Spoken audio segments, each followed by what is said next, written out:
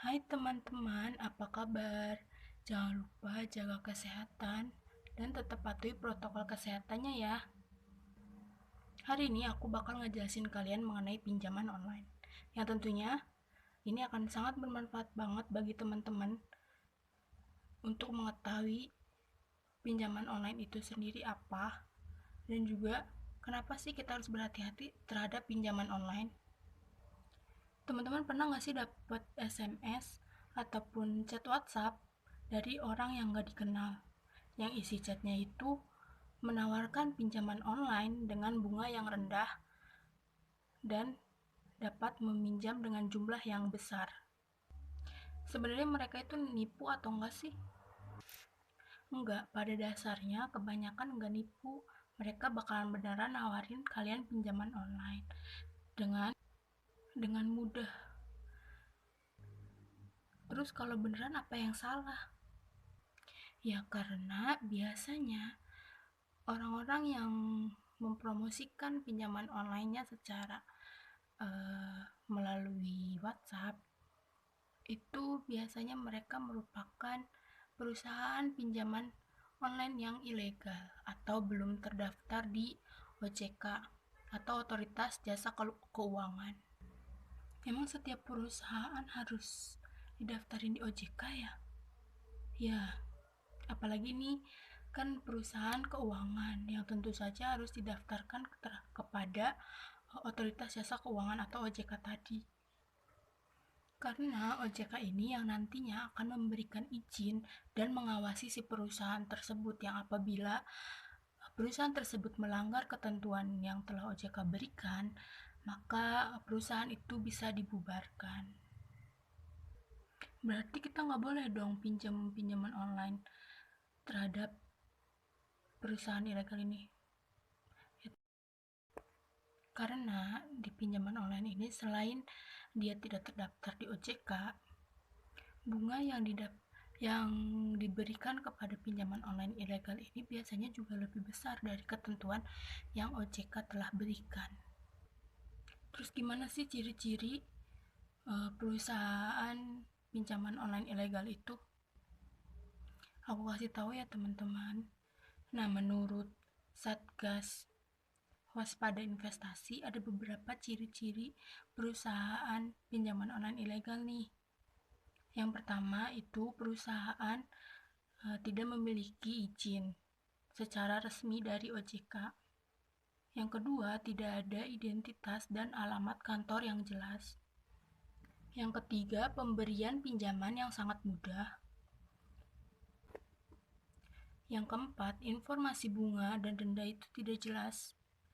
Dan yang kelima, bunga tidak jelas dan denda tidak jelas. Karena di OJK itu setiap pinjaman online, setiap kreditur yang meminjam online atau meminjam uang kepada debitur itu harus ada takaran denda atau bunga yang telah ditentukan oleh OJK itu sendiri.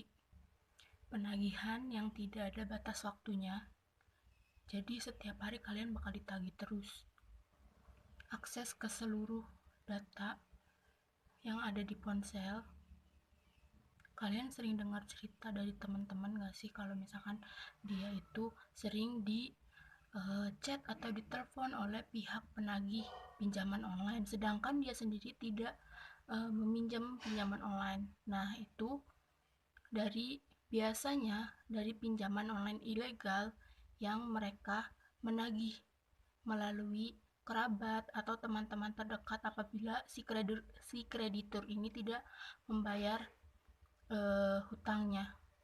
Yang kesembilan ada ancaman teror kekerasan. Biasanya ini terjadi ketika si kreditur yang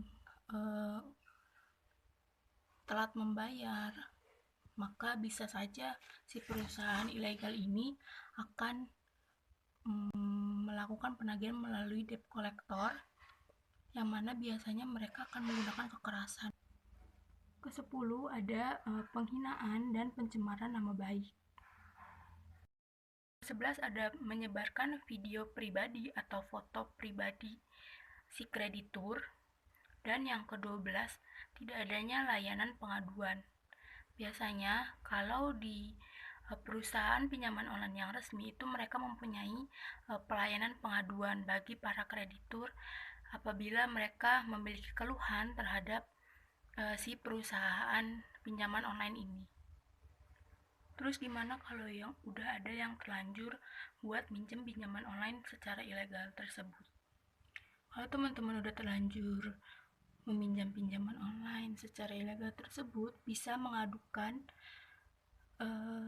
si perusahaan pinjaman online ilegal ini kepada Polres atau Polda di wilayah teman-teman tinggali, atau bisa melalui website dari polri-cyber.id atau melalui info@polricyber.go.id.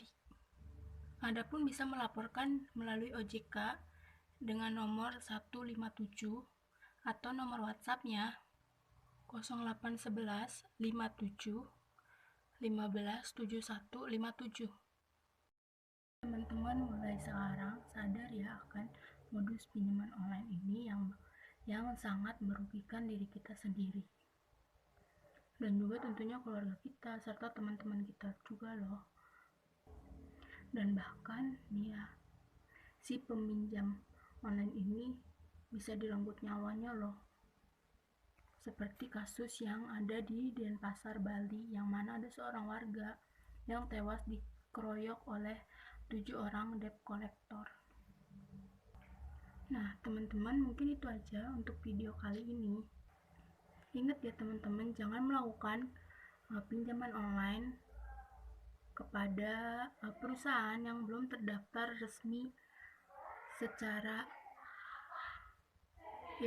legal di OJK, karena kalau ilegal itu biasanya lebih cenderung merugikan diri kita sendiri seperti yang tadi udah dibahas, dan bisa menjadi ancaman juga bagi kita. Oke, stay safe dan stay healthy ya kalian semua. Dadah.